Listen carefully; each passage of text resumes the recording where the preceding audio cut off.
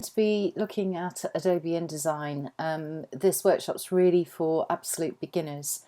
What I've got on the screen at the moment is a page that's been put together using InDesign, and I'm going to start off by explaining something that can pass you by to a point where it's too late to do anything about it. Images. These images that we can see here in this document and all the way through aren't actually ever imported and embedded into InDesign. You can embed images, but the default isn't to embed them. Now, the reason for that is it makes your documents very large. So if you have a long document, the more images you have in, if the images are large in size, the document becomes very unwieldy very quickly. So what InDesign does is it builds links back to the original image. Now that's great, but if you're working as part of a team or in a group and images are moving around between you, it's very easy to forget about those stray images. You can see down here on my screen, okay, at the bottom of the window, that it says 12 errors. Now those errors, if I were to just click on here, if I were to call up a preflight panel, you can see it says 12 errors, and you can see I've got one error which is overset text, which I'll explain in a moment, and then I've got 11 links. Now it says that all these links are missing. Now that's because I've just moved the image folder that contained all my images. Now I might have moved it, or I could have changed the folder's name, or I might have actually changed the names of those files, or worst of all, I might have actually thrown the images away and they're lost forever. Now, as long as you haven't thrown the images away, there is no real harm done, as long as you can get those images linked back in. So what I'm going to do is I'm going to show you just how easy that is. Now, you might think, what's the problem? Well, if you zoom in to the images, you can see that they're kind of broken down into pixels here.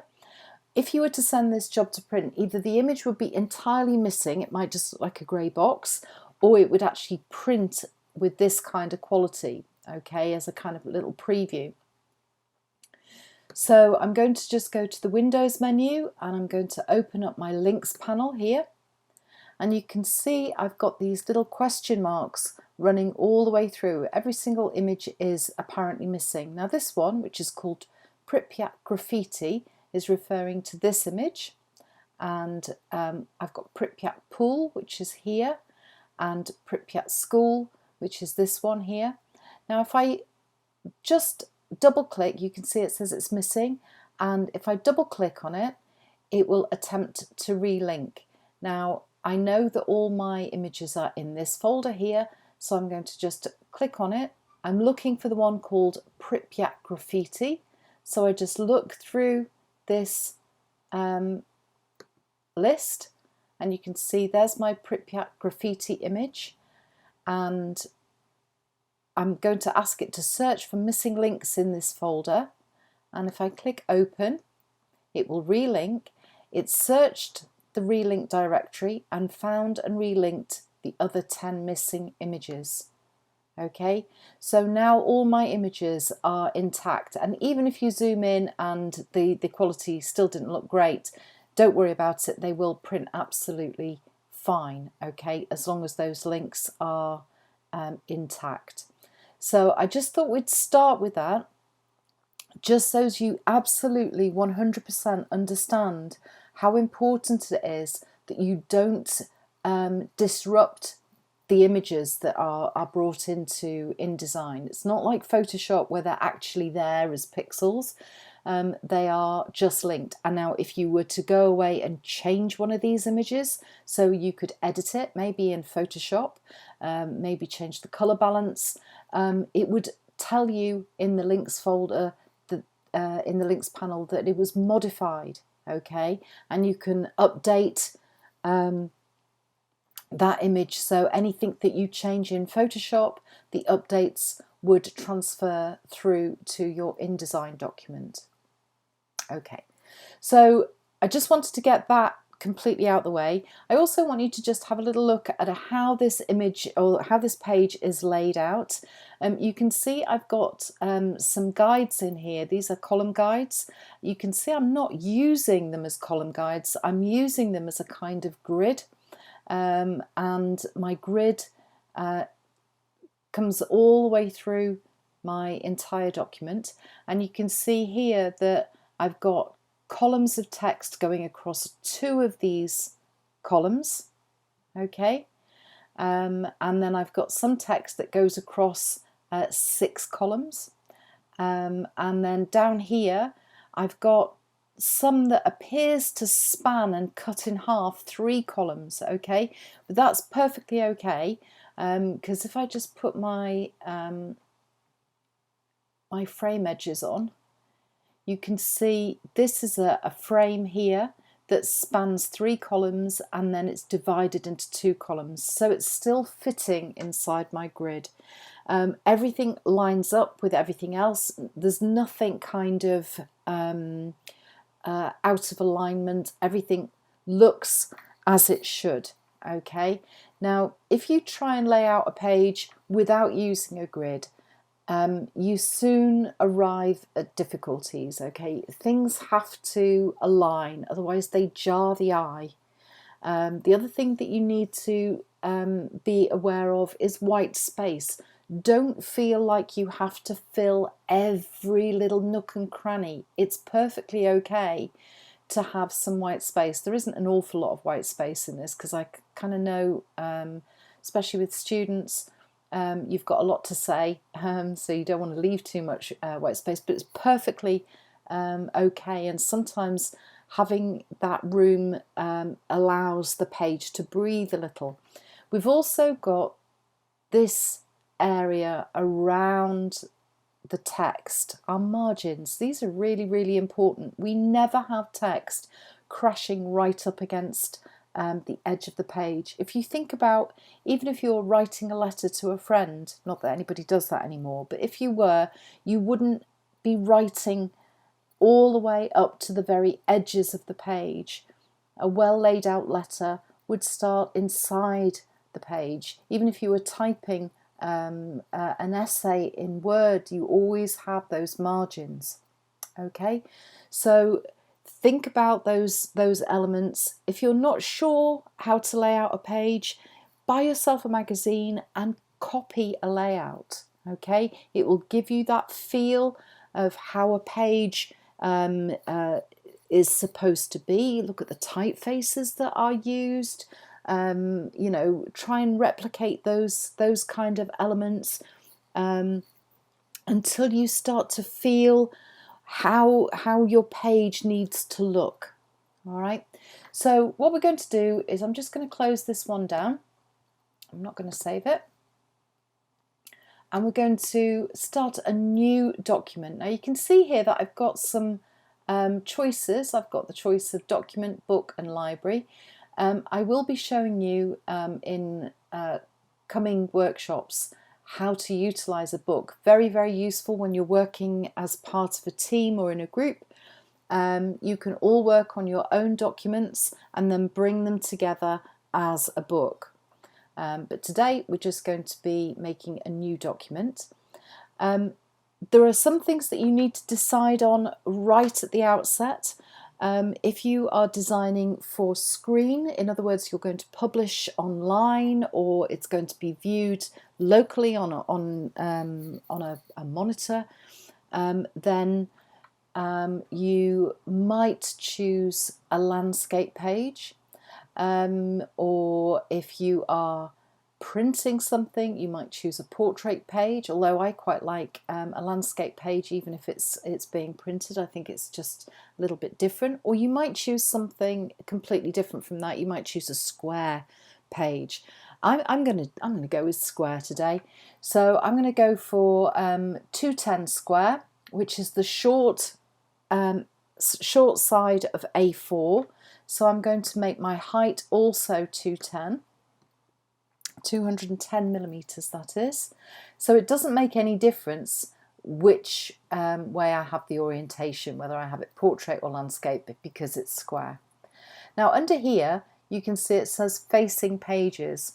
Now if you are going to be printing this as a kind of book or a brochure or a report, and it's going to be physically printed, then you need to check this little box here for facing pages. This is what will give you inside and outside margin guides. If you don't have facing pages checked, you will have left and right hand pages, which works perfectly well if it's going to be just an essay that might be stapled together in the corner, or if you are viewing on screen and you don't have a left and a right hand page. But you need to make these decisions right at the outset. Don't come back and think you can do that later. Some things need to be decided upon straight away. Now, it might be that my overall book might be many, many pages, but I might just be working on a chapter. So this document might just be a chapter. So I might think, well, I'll start off with 4 pages. You can add pages in and you can remove pages. So it's not set in stone. So don't worry if you think you might need more or you might not need quite as many. So I'm going to go with, I'll start with 5, but it might end up more, it might end up fewer. I don't want a primary text frame. I am going to have facing pages because I want you to see what that looks like. I'm going to set my page up with 8 columns, and I'm going to have a 4 millimeter gap between. Now this is called the column gutter. Okay, your column gutter shouldn't be any narrower than 3 millimeters. That's getting very narrow. If it goes much narrower than that, what tends to happen is the columns all tend to collide and the eye can't differentiate between them. If it's much wider than 5 or 6 millimeters, then it starts to look a little bit gappy. All right, and also makes the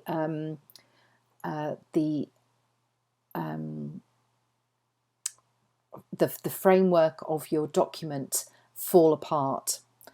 So I'm also going to set up my margins. Now I want plenty of air around this, so I've got a 25 millimeter margin at the top, and I'm going to have a 20 millimeter margin at the bottom. Now you can put some things in there. You can put page numbers or folios, that kind of thing, in your margins, but we just don't put our main body of text in there. We can also bleed images off the page, so you can have images in the margin. That's perfectly acceptable too. But the margins are there to stop us putting the important stuff, i.e. the words, in a space where it's too close to the edge of the page. My inside margin is going to be slightly narrower than my outside margin, so I'm making this 12 millimeters. If this was a very thick magazine that was going to be perfect bound, i.e. kind of a glued spinal edge, I would need a deeper margin because we lose things into the margin, but that's not going to be the case for me. So my outside margin is going to be 17 millimeters, and I can preview how this is going to look by clicking this little button here, and you can see my square page is just about ready to go. All right, so if I just click create, my page is ready, and you can see at the moment I've got a little green light down here that says no errors because I've got literally nothing on the page. Errors are unlinked images or perhaps overset text. That is text that has overflown the box, and you will need to address those things, but you get that little red light coming on if there is an issue like that. Now over here, this tells us our page number. Now you can see I'm on page 1. If you remember, I've set this document up with 5 pages. Now I can just scroll through these. I'm just going to shrink these down so you can see them. So there's my 5 pages. This is page 1. And then we've got page 2, which is a left-hand page, page 3 on the right, page 4, and then page 5. Okay, so your first page here is page 1, which is a right-hand page. And I'm going to show you my little pages panel. So this is like a miniature version of those pages. And you can see they've all got the letter A in the corner. Now I'm using what is currently the latest version of Adobe InDesign, which is Adobe InDesign 2022. Prior to the 2022 version, they weren't called parents, they were called masters. Okay, so it may say A master up here. A master, a parent, it's exactly the same thing, they've just changed the word. I think parent is slightly friendlier than master. So these have all got an A master applied. Now you didn't feel that at all, because while we were setting our page up to begin with, what we were actually creating was our very first master page. All right, so the 8 columns, the margins, everything else, that's on our master. The master itself is sitting up here. Can you see where it says A parent? And we have a left hand and a right hand master. Okay, now if I double click on here on the master page, you can see it's highlighted. And now down here, where it previously showed us our page number, it now says A parent. Okay, so that's the only way that you can tell that you're working on a master page. Now anything that you put on the master page will appear on all the pages that have that master applied to it. Now I'm going to demonstrate that in quite a brutal way. I'm just going to create a rectangle like this, and I'm going to fill it with this bright pink colour.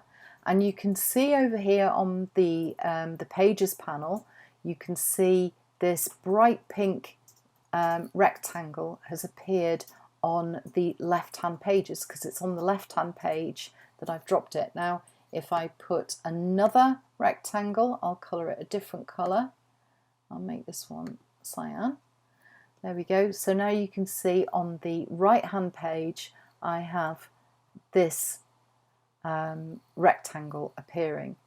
Okay, so if I go back to my documents, if I double click on here, you can see now that all those master page items have appeared all the way through. Now I can just as easily edit them or delete them, so I'm just going to remove these. So I'm going to delete that, and you can see it's gone, and I can delete that there. Now if I put text on my master page, only put text on the master page that you want to appear on those pages. Okay, so don't go and put body copy or something on your master page, because you will not be able to edit it. The only place you'll be able to edit it or delete it is from the master itself. Okay, so the kinds of things that you will put on your master page are things like folios. So for example, I might have the title of the document. So I might call this, I'm going to call it Real World Research, because that's a name of a book on my desk at the moment. And I might want, you can see I've put this in a frame, and I can style this up. So I'm going to just choose a typeface. I'm going to use Acumen Pro. Now I haven't got many typefaces active at the moment, because I've been into Adobe fonts and I've switched all my fonts off. So you can see if you are starting this from the beginning and you've got no fonts active, this is the kind of thing that you would have. You would only have the typefaces. So I'm just going to take that off. Whoops, there we go. So these are the typefaces that are actually on my Mac. Now be careful with using some of these, because they won't be supported. A lot of these kinds of typefaces won't be supported for much longer by Adobe. So I would stick with using the Adobe font library. Now I'm going to go there right now. Okay, so I'm just going to pop into Microsoft Edge and I'm going to go to Adobe Fonts. So it's fonts.adobe.com. And you can see these are my active fonts. I'm just going to expand that for you. And I'm just going to have a little look for some things. So I'm just going to go back and I can browse all fonts. And I can look for particular styles of typeface. So I might want something that's nice and clean. So I'm looking for clean typefaces, all sans serif. And I quite like EFRA. Actually, that's the University of Manchester's typeface of choice. So let's have that.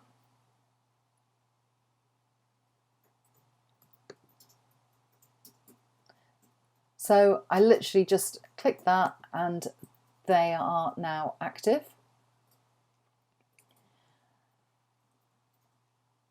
And then if I close that down and I choose my type, and I'm just going to, I'm clicking on this because this will show me all the recently activated Adobe fonts or typefaces, and you can see there's EFRA. So I'm going to click on this and then I can choose the weight that I want. So I could use heavy perhaps or light. I'm going to go with light.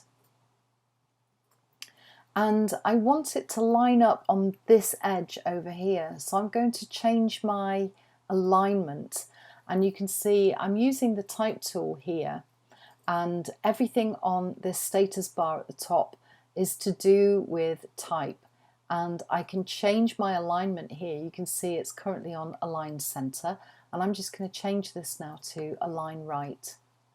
Okay, so that's now sitting nicely over to the right.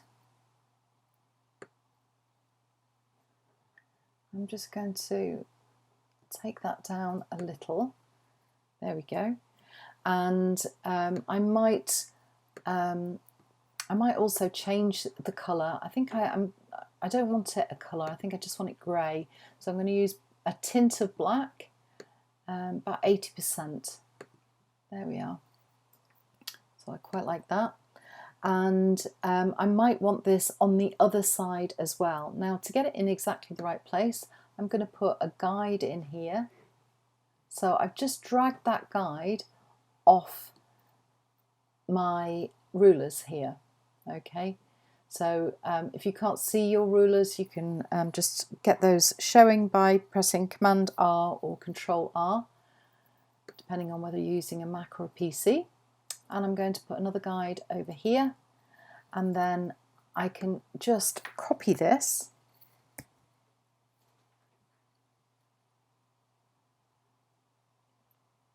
Oops, a daisy. And I'm going to paste. Oops. So copy.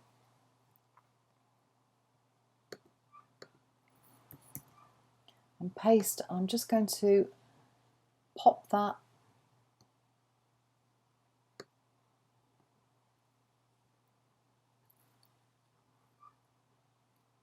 so I want this to line up here. So again, I could put a little guide in there to help me. And I'm just going to nudge that down. And then I want to change the alignment this time so it's aligned to the left. Now, at the moment, I'm using this tool here. This is the selection tool. And you can see that I can't see all those type-driven things. So I need to switch to my type tool, and then I can see my alignment, my text alignment. So I've now got those two little folios, and then I'm going to finish off by putting like an automatic page number in. So I'm just going to zoom in down here, and I'm going to draw out a little text frame. Now I'm using the text tool, and I'm just going to draw a small frame, and I'm not going to type a number in because this is a master page or a parent page, so it doesn't have a page number. I'm going to go to the type menu, and I'm going to insert a special character, and I'm going to go to markers, and I'm going to choose current page number. Now you'll notice that it's inserted an A. That's because this is my parent A or master A, and I'm going to just style this up. I'm going to use EFRA again. I think I'm going to use EFRA heavy, and I'm going to make a bit of a feature of my page number. Normally page numbers are small. I'm going to make that quite big, and again I'm going to make it 80% black, like so. I'm just going to drop that away from the text to where the text is going to come down to, like so. And again, I'm going to put a guide in so I know where the top of this is coming to, and I need one for the other side as well, so I just need to line that up. And I'm going to copy that, so Command or Control C, and then I'm going to come over here and I'm going to paste.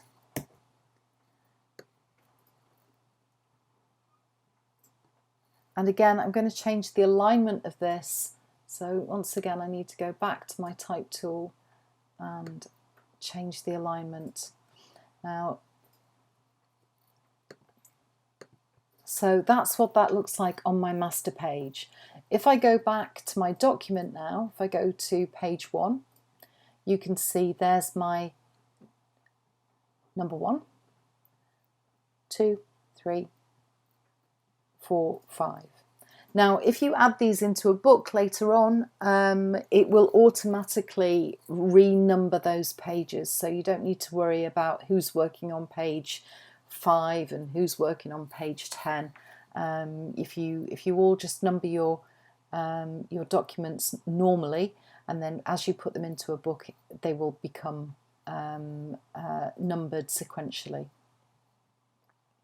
Okay, so that's our master page set up, or one of our master pages set up. You can have as many master pages as you like, so you might have things that don't require a page number, so you might have a master page that doesn't have a page number. It might have no details at all. It might just be for a large image, for example, or it might have other features applied to it. So you can make as many of those as you want. Okay, so what we're going to do now is we're going to put some text on the page. Now, my preference is to type directly into InDesign. It does a good job at word processing as Word or Pages, and the style sheets work so beautifully that would always be my preference. However, I'm more than aware that some people don't want to work like that, that they might want to do all their word processing in a word processing application like Word, and then import. Now, either is good, okay, so it doesn't really matter. So if you're bringing text in from somewhere else, you need to go to File and choose Place.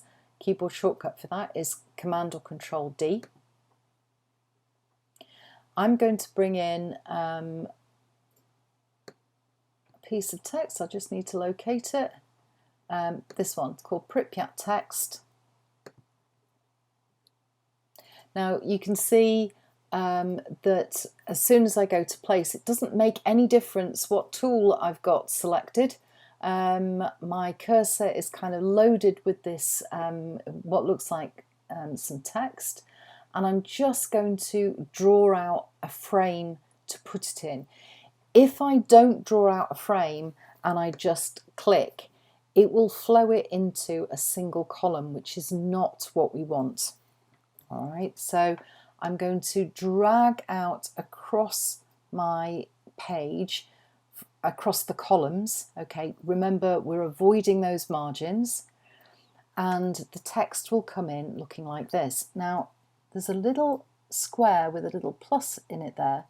That indicates we have something called overset text. In other words, there's more text than fits inside that frame. And you can see down here, it says we have one error. That's the error it's talking about. It's not really an error, okay? We're just not ready for that, that text just yet.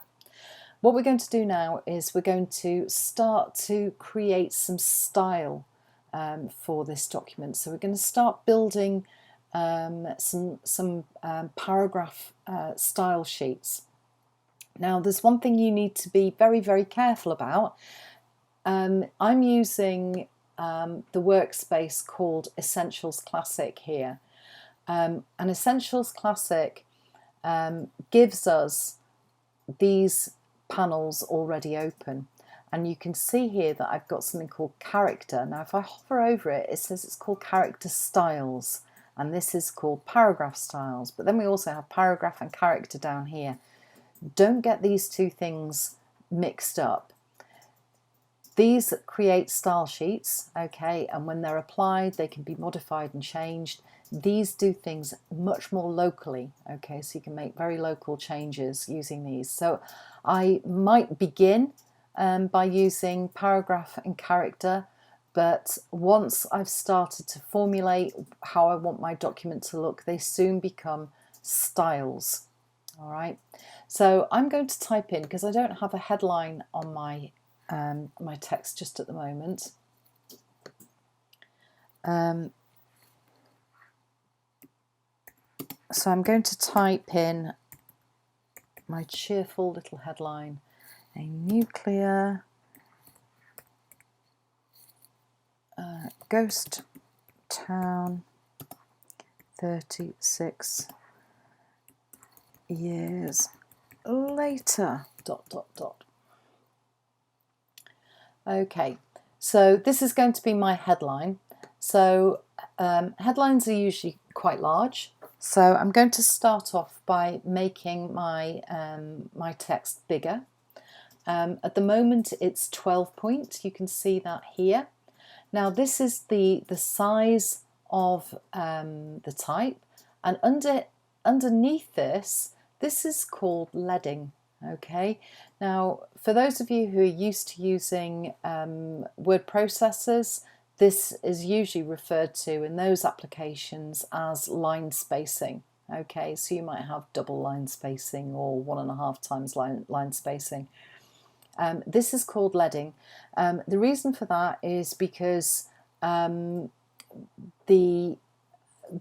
original purpose of InDesign was to replace a much more manual way of laying out pages, and type would be set by typesetters, and they used to use metal type made of lead, and the space between the lines of type was just by made just by adding extra little bits of lead, so hence the name leading. Okay, not leading as I hear lots of people call it. So at the moment the leading on this is in brackets. Can you see this?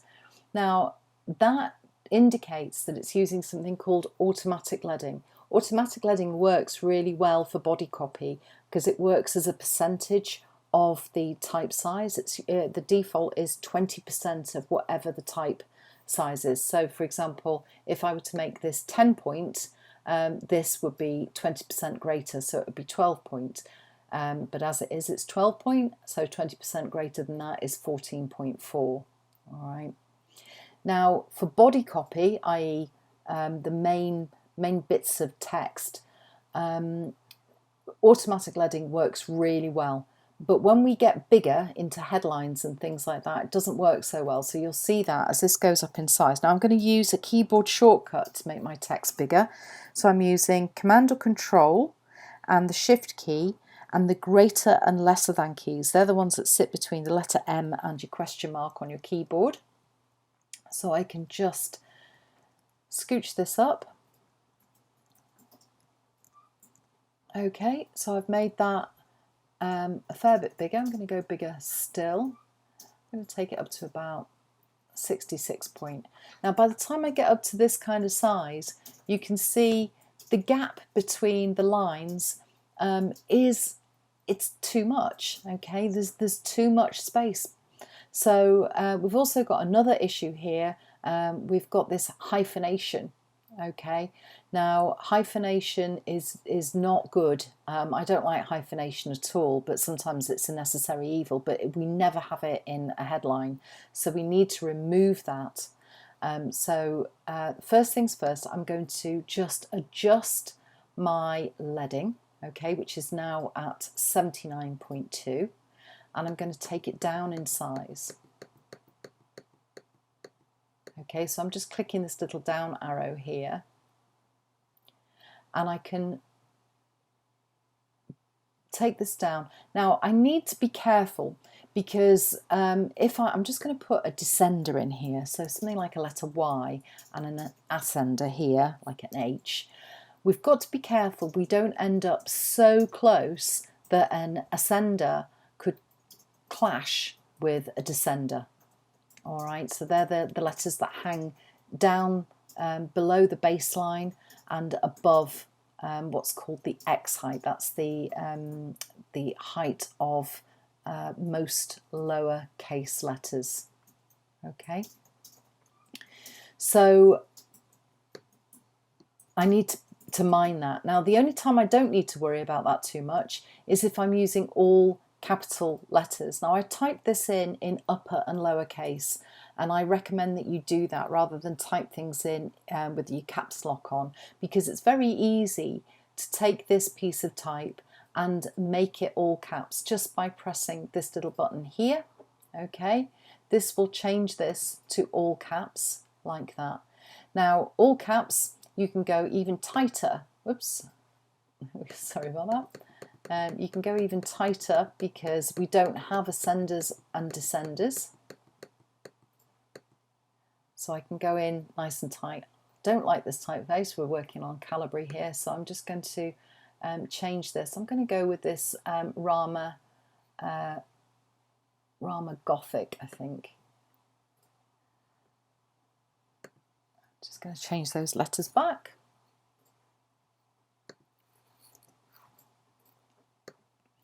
And I'm going to, because this is very condensed, this typeface, so I can afford to go bigger. You saw that, and you can see now, because my my leading isn't automatically aligned to my type size, my type is now overlapping. All right, so I need to be careful. So you can see when this number is much bigger than this number, we get this kind of thing happening. So I just need to give that some space there.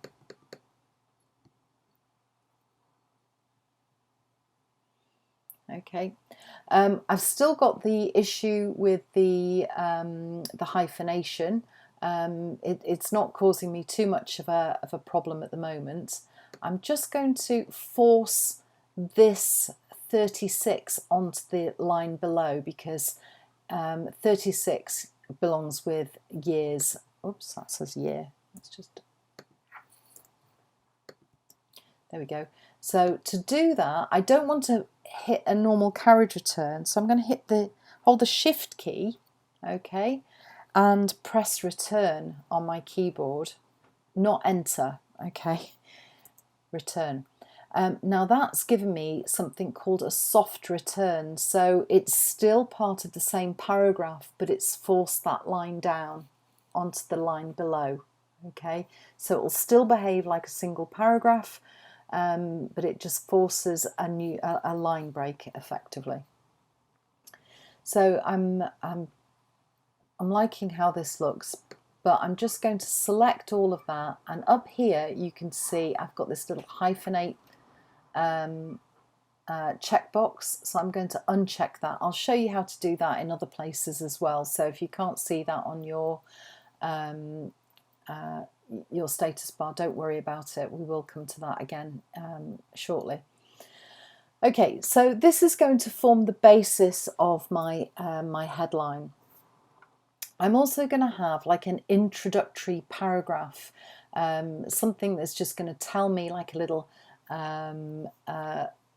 synopsis or a kind of a tiny abstract. So I'm going to select that text and I'm going to style it initially locally. Okay, so I'm not going to make a style sheet off the bat. I'm going to use Ephra, and I'm just going to, I think I'll make this italic. I might make it light actually, light italic, that looks better. I quite like it at 12 point. 12 point's actually quite big for body copy, but for this little abstract piece of text, it's okay. Everything else is going to go in much smaller. Now, I might just leave it at that's fine. I'm not going to change too much more. Now I'm going to start making these into paragraph styles. All right, so I'm going to just select part of this text and go to my paragraph style panel. So I'm going to open this up, and you can see at the moment it says normal and it's got a plus next to it. That's because there is a kind of built-in style sheet called normal, and because I've changed some elements, that's what this little plus is. It's an override, but it's not going to stay like that. We're going to make a brand new one. Now, because I've got this text selected, this paragraph style 1 now has all those elements attached to it. So if I double click on it, I can change its name. So I'm going to call this main headline.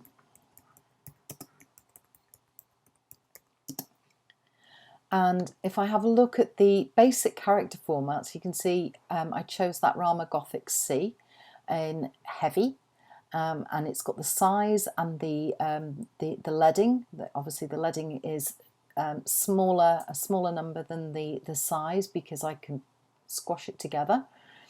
And I might want to change some other things while I'm here.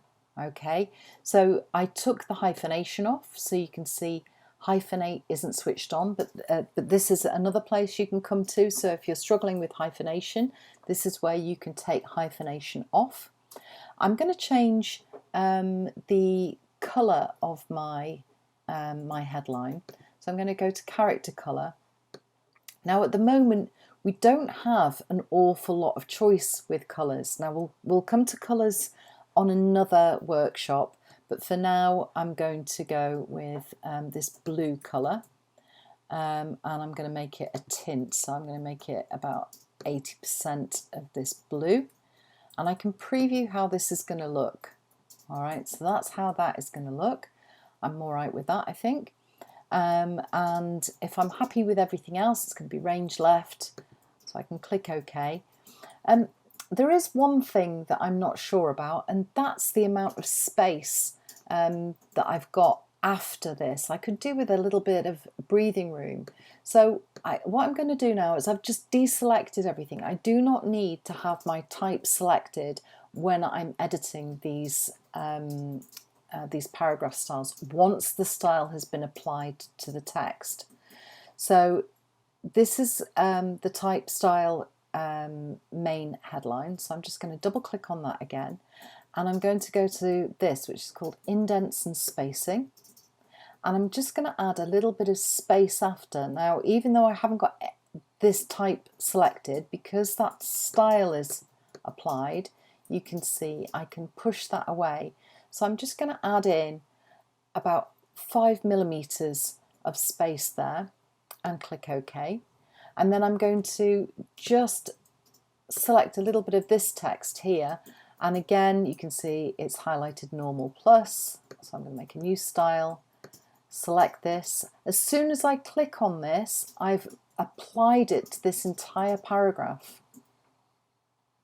Okay, so now I'm going to call this abstract para, and you can see all the things that I applied before, the typeface. I want to take hyphenation off, so I've come down to hyphenate and I'm going to turn that off, and I will click OK. Well, no, I won't actually. I'm going to add a little bit of space after with this as well. So I've got some space between this and the body copy, so maybe just maybe 2.5 millimeters, so 2.5 millimeters, like so. And then I'm going to select the rest of this. Now there's an awful lot more that I can't see that's off the page, but I'm not going to worry about that too much, because as soon as I've got the style right, I can apply it as and when it appears.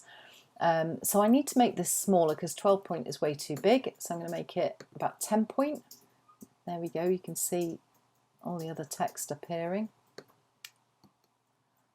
So I'll make that 10 point.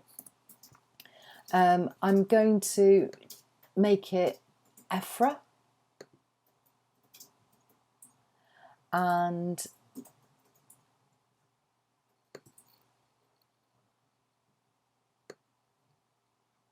I'm going to make a new style sheet. I'm going to call this body. Okay, so call it body, and I'm going to have a little bit of space after again, just to break up those paragraphs. 1.5 mil should do it. And what else am I going to do with it? I think that will do. I'm going to take the hyphenation out. I don't like hyphenation at all, so I'm losing that. And I can click OK. And there we go.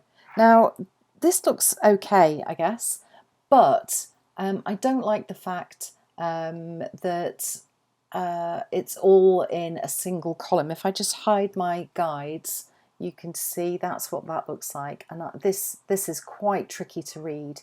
The reason we have columns is because it makes for easier reading. It's not a problem when the text is this big or even this big, but when we start getting smaller text, it becomes a little bit trickier to read. So what I'm going to do with this this frame is I'm going to add another column.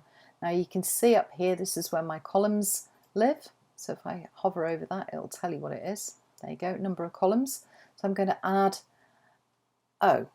Okay, so this is what happens when we add another column. Our heading has flowed into that column, and our little first paragraph, our abstract paragraph, has also flowed in here. Now that isn't what we want. So what I need to do is find a way of getting these styles to ignore the columns. Well, that's absolutely simple. Okay, all we need to do, I'm making sure I've got nothing selected so I don't inadvertently apply styles where I don't want them. So this style here is called main headline, so I'm just going to double click on this, and I've got this little option here called span columns, so I'm going to click on this, and instead of it flowing into a single column, I can ask it to span those columns like that. Okay, so that looks tons better already, and then I can click OK, and then I can do the same thing with the abstract para, span columns, and change that to span like so. All right, so that looks much better. Now what I'm going to do is I'm going to change this first paragraph. I want my first paragraph of my body copy to have a drop cap. Now drop caps are lovely as long as you don't overuse them. So you only want one one drop cap. You don't want one at the beginning of every single paragraph, that's overkill. But one on one paragraph is fine. So I'm going to click on this paragraph, and I'm going to make a new paragraph style, which is here. Now at the moment this is exactly the same as my body, okay, and if I look at it you can see it's based on body, but I can change some things. So I'm going to call this first body para, and just here I've got something called drop caps and nested styles. So I'm going to click on this and I'm going to add a drop cap. Now you can see I'm dropping this over, at the moment it's over 3 lines. I could go a little bit more, 4 lines, 5 lines. I could make it enormous if I wanted to. Okay, I think I'm going to go all out. I'm going to go for 5 lines, because I've got a nice big paragraph. If you've got lots of short paragraphs, these don't work, okay, just be warned. So I'm going to go with that. At the moment it says character style for the drop cap and it says none. Now we've not made any character styles yet, but we're about to, okay. So I'm going to leave that there, okay, because that's taken us as far as we got in our first proper workshop, and we'll continue this in another movie. See you next week.